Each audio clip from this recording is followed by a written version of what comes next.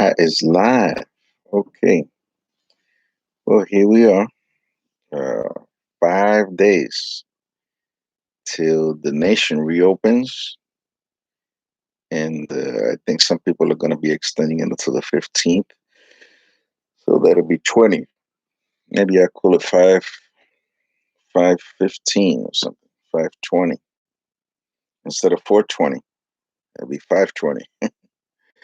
420, of course, is the people who are potheads like I used to be. They recently had some kind of day or something. I don't know, Independence Day for potheads or something, or maybe Frito Lay's came out with a new potato chip or something, something in the munchies, category or something like that. Hmm. Oh, but I'm a little tired. I don't know why. I don't know why. I guess at 62, you kind of start slowing down your clock.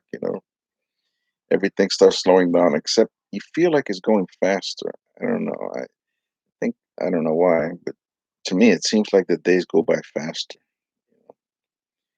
Um, I don't know what that is. Maybe I'll look that up. I think I saw some kind of article saying something like that on the topic. Like as you get older, the days seem to go by faster. I didn't read the article, but I certainly agree with that. Seems like how was it that I heard somebody saying the days seem uh, the days seem short, but the years go by quickly. I don't know, but certainly, it's been it's been like that. It's been like, especially now with this coronavirus, where we're stuck in the house. We all got cabin fever. We're waiting to get out. And be able to go to church. And I just messaged one place. I messaged a place some time ago. They still haven't gotten in touch with me. They got a Facebook page, so I really don't understand it. I was looking for a place. I know some places are not even having church service. I like to have church service. I like to hug. I like to get hugs. Even some of the sisters, would do like a frame hug or whatever, and I really like that. And I know some churches don't even allow that. They just allow you to handshake the sisters of the church, and with the guys you can hug or whatever. I guess now those days are over with in some churches. These people are so scared of everything, man. And I must admit I'm scared too. You know, I mean, I'm like a little frightened boy. Before I used to be like knocking on doors and asking people if they want Jesus in their life, and doing all these other things. And now I don't even do. Now I'm afraid to go to jail. It's like, really, man. And when I was dealing drugs, I wasn't afraid to go to jail.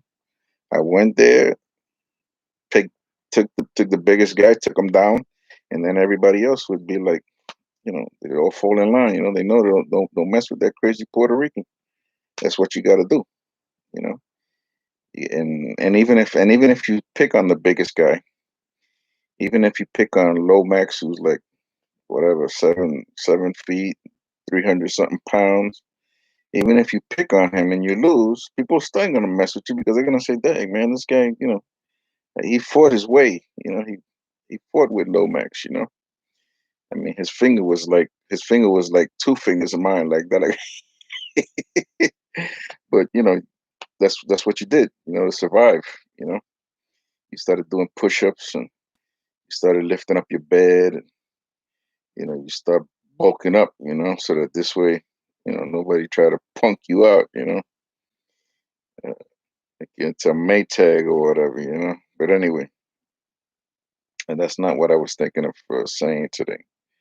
It's just that I get off the track. With you people over here. With I got somebody actually now. How you doing? I actually have somebody watching, so I got to watch what I say now. I don't want to lose the one person who's watching me. Yeah, no, I was hoping that I can do something now. I know a lot of you people are home getting used to this online life that we have now with the social distancing. And I'm taking my social distancing skills to a whole nother level. You know, I put in my mind that I wanted to be looking for fiance, uh, possibly court my next wife by August the 15th of this year. That was my intention, and let's see what God permits in that sense. I don't know with this coronavirus. And see, and again, I'm scared of this thing. I don't know why. Okay, I do have some issues. I do have sleep apnea. I do have diabetes. What else? Oh, and I'm over 62. I think those are three things, right? 60 over 60. I'm 62. I got diabetes and I have sleep apnea. So those are three strikes against me. You know. Well, hold it. I don't want to say three strikes because three strikes you're out, right? That's not good. But anyway, the thing is that I don't know what happened, man. I mean, before I was never scared of doing anything. And all of a sudden, just because it is, and I think it's because you see the news so much, also, especially the Spanish news. Oh, Spanish news is like crazy. I mean, they are so over the top with everything as far as talking about coronavirus and this and that. It's sickening. I can't even watch it. I can't even watch it anymore. And I barely watch. The only news that I get now is I see Bay News 9. They're not bad. I like to see that. I'll see Fox News. I see CBN News. I see all the Christian outlets like Christian Post and Discern. I'll watch things like that. Faith Wire. Because I want to see something positive. I want to see. I want to see something positive. Okay, bad news. Is bad news travels fast, like they say.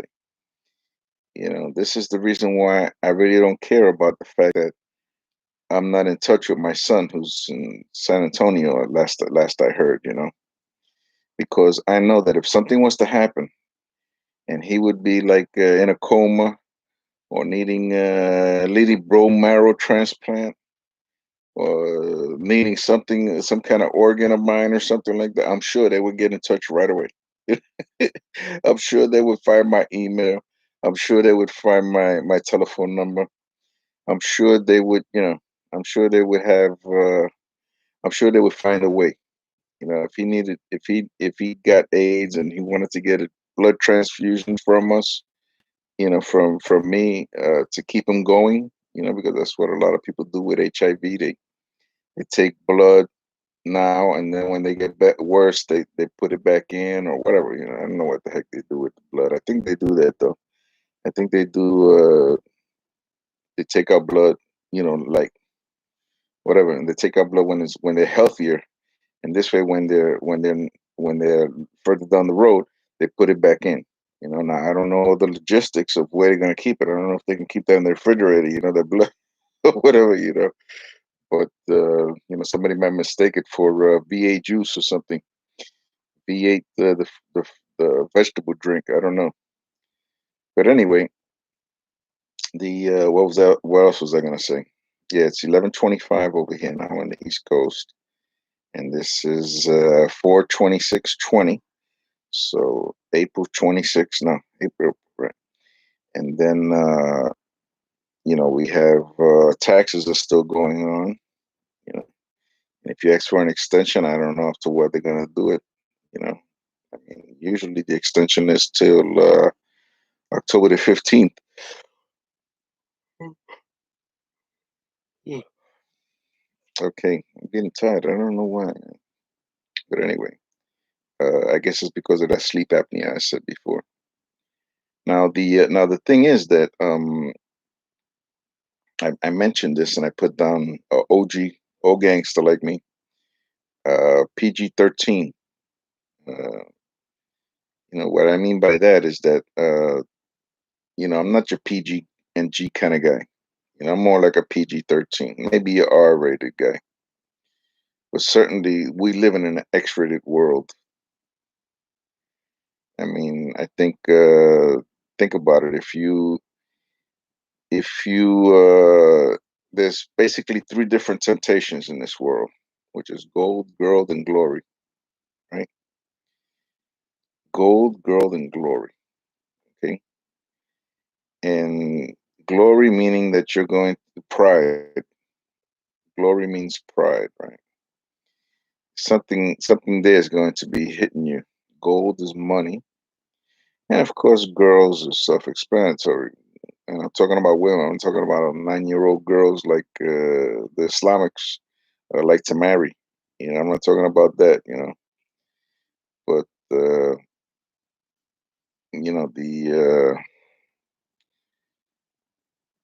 those are the three basic temptations we're gonna have. Yeah, and certainly, I guess drugs will go in somewhere. Maybe with the glory, the pride, because they feel good.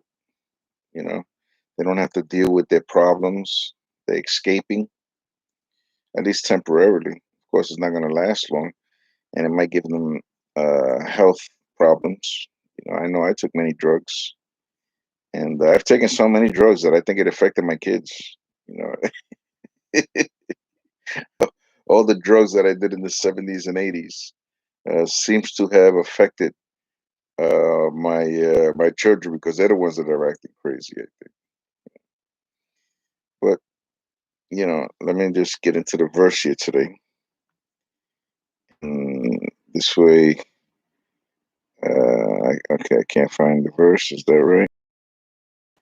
There's no verse. It says, and this is in the Amplified Bible. It says, therefore, he is able also to save forever, completely, perfectly, for eternity, those who come to God through him, since he always lives to intercede and intervene on their behalf with God. And that's Hebrews 7:25 of the Amplified Bible. I'm just going to do it one more time, but I'm going to do it in another version, so that this way you can see. Sometimes if you read in different versions, it kind of like one of them is going to get through to you, right? So let's do the NIV, or some people might say the non-expired version. But the King James has lasted a long time, since 1611 to now, almost 400 years, 409 years. That's pretty good. And then if you look at this in the NIV, it says, therefore, he is able to save completely those who come to God through him, because he always lives to intercede for them. That's how it sounded. It sounds a little bit better, I think, on that one. But we're going to try others here. We're going to try other versions here. Or the versions of the Bible, if I can ever get in there. The next one that I want to try is we did the Amplified. How about the King James version? We did the King James version yet? I don't know if we did it yet. Yeah, if not, we'll do it again. It's not like there's any football to watch, right? So I can stay here till like 3 or 4 o'clock in the afternoon. We got absolutely no football, no sports, whatever. You know, the Olympics have been put off till next year. Okay, so I guess we're gonna see somebody take on uh, what is that, Usain Bolt or whatever, and maybe by next year they'll be beating them. I hear that somebody already beat them in the U.S. And it says here, and I'm reading from the King James version. It says, "Wherefore he is able also to save them to the uttermost that come unto God by him, seeing he ever liveth to make intercession for them." That's a real nice thing, that you have somebody who intercedes for you. I mean, when I had back in '78, they caught me trying to sell some LSD pills, some LSD tabs. They had the half moons, which is just a lot of acid on paper, and I had I had gotten caught and put in prison, and I was facing 7 to 15 years for that. And of course, Rudy Giuliani was the district attorney in '78, I think he was, and he was district attorney, so he was in charge of that particular county, if I'm not mistaken. And they were handing out years like if it was pieces of candy, which is a saying that we would say over there in C Block. And sure enough, you know, I was thinking to myself, I said, "Boy, I really got into some trouble here."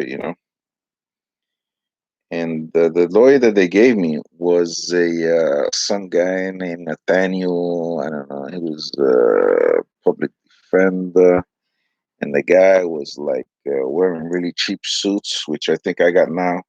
I think, and he looked like a public defender.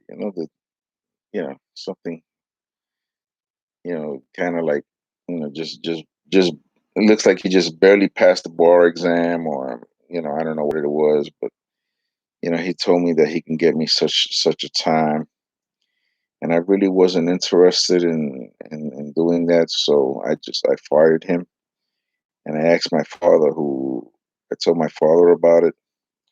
Now my father, he was selling numbers uh, for for the bookies in Queens. Actually, right now is where he used to work at. It's very famous right now because it's Elmhurst, Queens, where he used to work at, where all them people are dying in Elmhurst Hospital. Well, my father was right there on the Jackson Heights exit of the train. They used to have a restaurant right there. I think now was a Chinese restaurant. The last I heard, most likely it's not even by Chinese anymore. I guess it goes back to that fear. So I'm sure other people I've heard say that they don't buy Chinese food, and I bet all them Chinese places that I used to love to eat, was probably gonna be gone pretty soon if they're not gone already. You know, and sure enough, as I spoke to my father about it, my father spoke with the guy he used to give the numbers to, and they got me a judge who was an ex-judge. I got a judge who was an ex. He got me a lawyer who was an ex-judge, and I think he knew the lawyer who was handling my case. So my judge used to call my lawyer judge. It was great, man. It's like he knew the guy. You know, and he said I could get you time served in probation, and I was like, really? So let's go. Let's go for it. I'll take it. I think I had like, and I think I got like a week. I think about a week later, you know, they think they got me out. Then they had a stipulation that they wanted me to get into Teen Challenge. I had a Nazarene pastor back then who recommended that he went to court, and he said that he's spoken with people at Teen Challenge and they could get me in there. So they whisked me away. By this time it was '78. And I remember that it was getting close to the elections. They used to come around with those bullhorns saying, "Oh, Ronald Reagan is going to get us into war, and vote for Jimmy Carter," and this and that, blah, blah, blah, blah, blah, blah, And was it Jimmy Carter who was running back then? I guess it was, because it was Nixon and then Ford and then Jimmy Carter in '76 with the long gas lines and everything. So, yeah, by the time '79 came, which was the election, and 1980, we had Ronald Reagan, had the Gipper, and all the good things he did. The way, I mean, no president is truly clean. I mean, he had problems with the Iran Contra, and and stuff like that. But that's another one. I'll speak on the politics over here, another show. But how did that all come out? I just got I graduated from Teen Challenge in 1981. I started going to a Pentecostal church in Puerto Rico well, actually, when I got out of Teen Challenge, I had a pretty good job, you know, back in 1981. I started working at this factory. I became the foreman. I was making $300 a week, which back then it wasn't bad, It wasn't bad, Actually, my cousin was making the same thing, $300, and he was like working.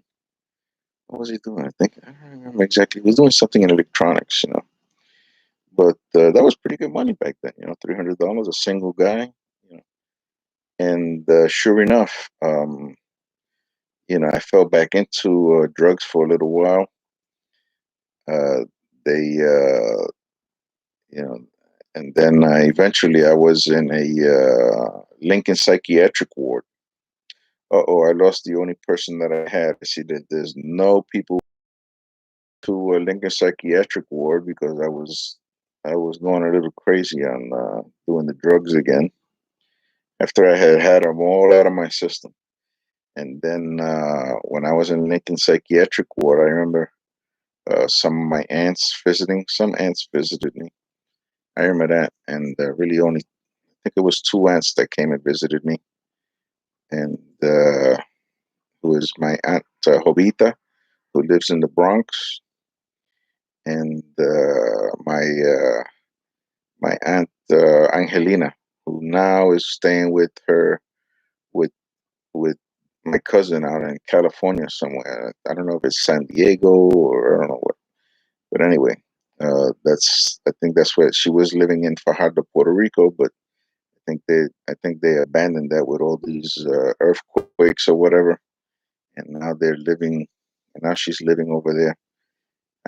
I would like to see them before I go in August. I would like to see if I can get a van, and visit a couple of people and go back to New York, go back to I might have to go back to New York anyway because I can't seem to get my birth certificate. I need to get my birth certificate. I sent the money already, and sure enough, I have yet to hear anything from them. They had the Vita check or whatever, where they actually certain questions, they actually these weird questions. They'll be like, oh, well, I kind of got away from the topic, didn't I? I guess that's what happens when you got the CPAP. When the CPAP is the machine you use when you got sleep apnea. You start using that, and you sound like Darth Vader, on there. But see, it's like thoughts just kind of like get a flood of thoughts, just coming around all left and right on you.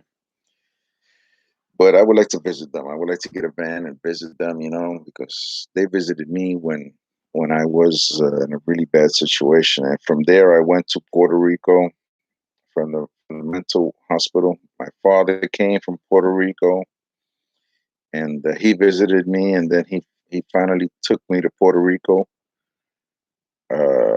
And then over there, I started going to a Pentecostal church, and very grateful for that, for doing that.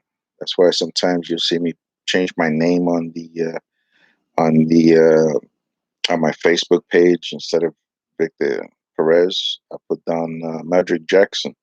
That's because of him. Because when he started getting that Alzheimer's really bad, he started calling me, and I don't know if it was for real or if he was kidding around, but he started just calling me Mildred Jackson, and I would be like, where did this come from?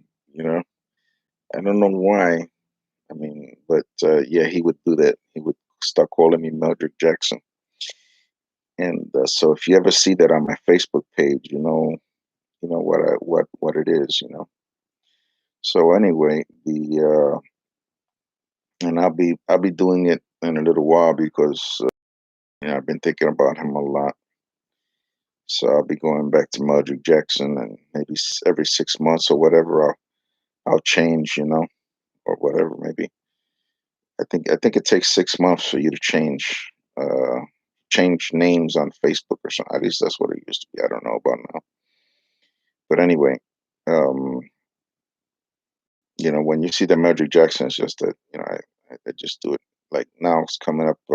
Father's Day's coming up. Well, now we got Mother's Day, and then we got Father's Day. So I will certainly, I certainly be changing my name back to Mildred Jackson, and then I use my real name, Victor Perez. Hey, I got a person over here. All right, great. So it's always good to have somebody intercede for you.